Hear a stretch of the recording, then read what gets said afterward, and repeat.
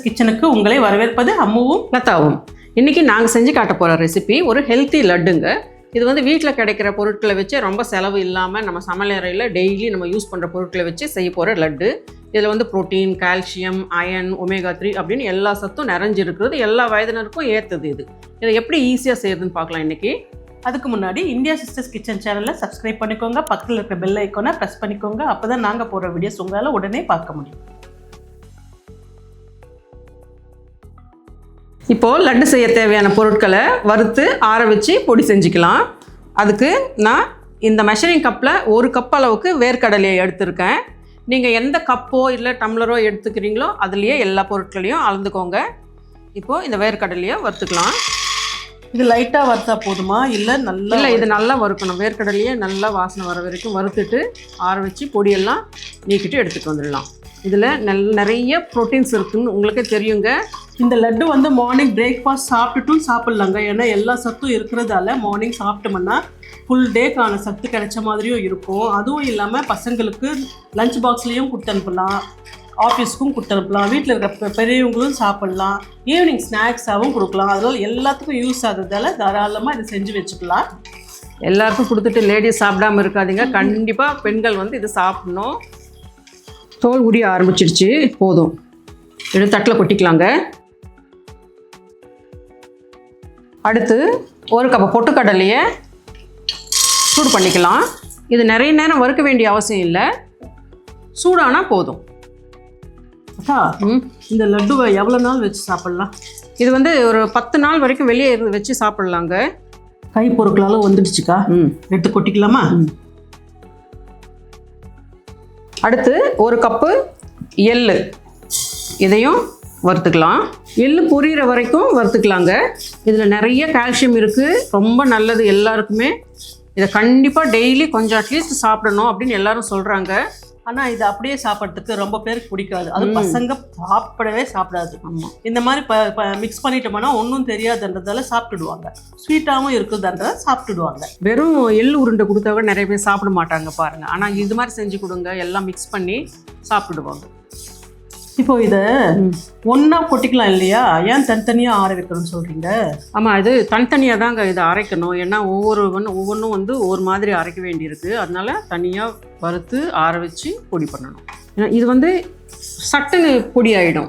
வேர்க்கடலை கொஞ்சம் நேரம் ஆகும், பொட்டுக்கடலை ஒரு மாதிரி ஆகும். ஏன்னா இது வந்து இதை நைஸாக பொடி பண்ணலாம், வேர்க்கடலையே கொஞ்சம் கொரகொரப்பாக பண்ணணும்.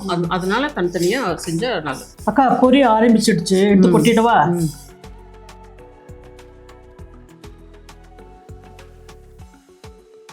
அடுத்து 1/2 கப்பு ஃப்ளேக் சீட்ஸ், ஆலி விதை அப்படின்னு சொல்கிற இந்த ஃப்ளேக் சீட்ஸை இதையும் வறுத்துக்கலாம். இதுவும் பொரியணுமா? ஆமாம், இதுவும் பொரியிற வரைக்கும் வறுத்துக்கலாம்.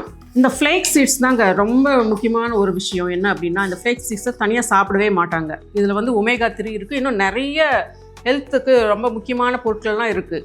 அதனால் இது வந்து இந்த லட்டில் சேர்த்து கொடுத்துட்டோம் அப்படின்னா அந்த ஃப்ளேக் சீட்ஸோட அந்த ஒரு டேஸ்ட் வந்து நமக்கு அந்த அளவுக்கு தெரியாது, சாப்பிடலாம்.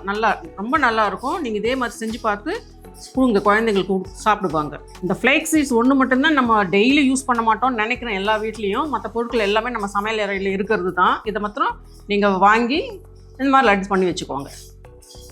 ஆமாக்கா, இது தனியா வந்து நானும் மென்னு பார்த்தேன். அது ஒரு மாதிரியா இருக்கும், கொல்லுன்ட்டு ஒரு மாதிரி சாப்பிடவே முடியல.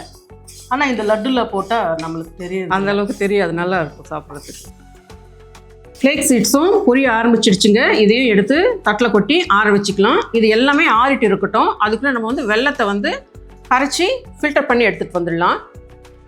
ஒரு பாத்திரத்தில் 2 கப் அளவுக்கு வெல்லம் சேர்த்துட்டேன். அதில் 1/2 கப் அளவுக்கு தண்ணி. இப்போ நீங்கள் எடுத்தீங்கள கப்பு, அதில் இருந்து தண்ணியா? 1/2 கப்பு. ஆமாம், எல்லா பொருட்களையும் அளந்து அதே கப்பில் தான் எல்லா மெஷர்மெண்ட்டும் பண்ணணும். இது இப்போது பாகு பதம் வரணுமா இல்லை கரைஞ்சா போதும்? இல்லை, பாகு பதம் வர வேண்டியதில்லை. நல்லா கரைஞ்சி கொஞ்சம் பிசுபிசுப்பு வரணும். பிசுபிசுப்பு இருந்தால் தான் அந்த லட்டு பிடிக்க வரும், நல்லா வரும். நான் காட்டுறேன் நான் எந்த அளவுக்கு பிசுபிசுப்பு இருந்தால் போதும் அப்படின்னு.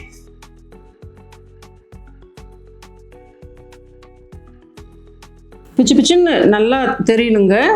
அந்த ஒரு கம்பி பதத்துக்கு முன்னால் பதம் திக்காக இருக்கணும், பிச்சு பிச்சுன்னு. அந்த அளவுக்கு இருந்தால் போதும். நமக்கு ஒட்டினாவே ஒரு மாதிரி பச்சை பச்சைக்குன்னு ஒட்டும். ஆமாம். இப்போ வந்து அதை ஃபில்டர் பண்ணிக்கலாம். அக்கா வேர்க்கடலை தோல் நீக்கி எடுத்துட்டு வந்துட்டேன். நெக்ஸ்ட் என்ன பண்ணணும்? வேர்க்கடலையங்க கொஞ்சம் கொஞ்சமாக மிக்ஸி ஜாரில் போட்டு ஒரு 80% அளவுக்கு கொரகொரப்பாக அரைச்சிக்கலாம்.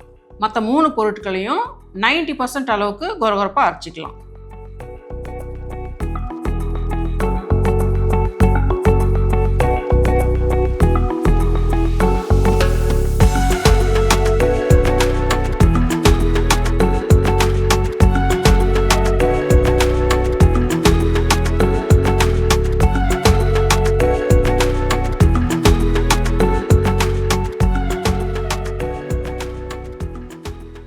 இப்போ நம்ம எல்லாத்தையும் நல்லா அரைச்சிட்டு வந்தாச்சுங்க. எல்லாம் அரைச்சிட்டு வந்து கலந்து வச்சுருக்கோம் பாருங்கள்.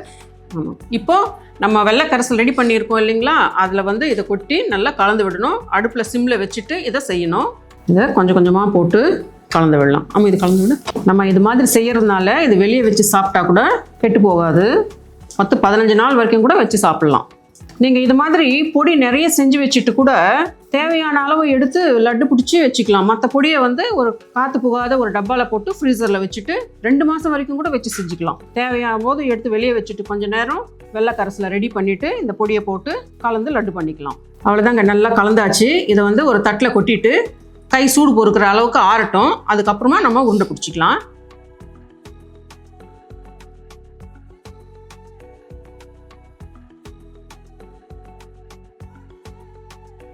இது பாருங்கள், இது ஆறிடுச்சு. இப்போ வந்து கொஞ்சமாக லைட்டாக நெய்யில் வந்து கையை தடவிக்கிட்டு இதை உருண்டை பிடிக்கலாம். இது கொஞ்சம் வந்து இலகுவாக தான் இருக்கும். கொஞ்சம் நேரம் கழித்து மறுபடியும் இன்னொரு முறை டைட்டாக லட்டு பிடிச்சி வச்சுக்கலாம். இது பாருங்கள், இது மாதிரி இருக்கும். கொஞ்சம் நேரம் கழித்து இன்னும் டைட்டாகும். அப்போது இன்னும் ஒரு முறை நல்லா அழுத்தி பிடிச்சி வச்சுக்கலாம்.